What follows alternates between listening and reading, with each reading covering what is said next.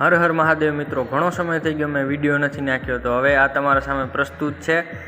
કુદરતના ખોળામાં એટલે કે ડુંગરોના ખોળામાં આપણે જઈને એક વિડીયો ઉતાર્યો છે. જો તમને જગ્યાની ખબર હોય તો કમેન્ટ કરજો.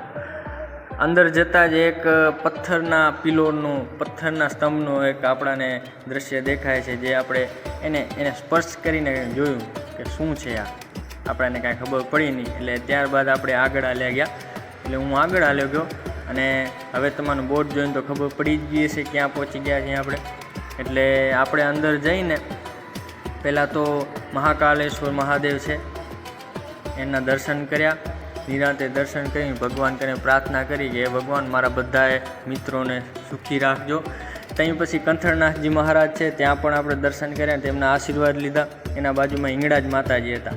અને જોતાં જોતાં એક ગુફા જડી ગઈ અને ત્યાં હું તો પહોંચી શકું તેમ હતો નહીં, એટલે મેં મારા મોબાઈલની ફ્લેશ ચાલુ કરીને અંદર બધું જોવાની કોશિશ કરી કે છે શું અંદર, પણ આપણને કાંઈ ખબર પડી નહીં.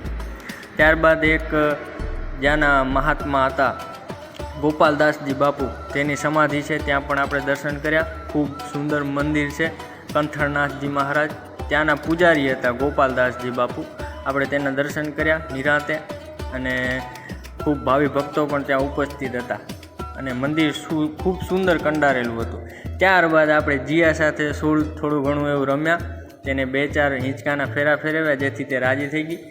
અને ત્યારબાદ ગોપાલદાસજી બાપુ જ્યાં આરામ કરતા ત્યાં આપણે પહોંચ્યા અને ત્યાંના દર્શન કર્યા, તેમની સમાધિના દર્શન કર્યા, ચરણોના દર્શન કર્યા અને છેલ્લે સૂરજનારાયણને તાતા કહી દીધું.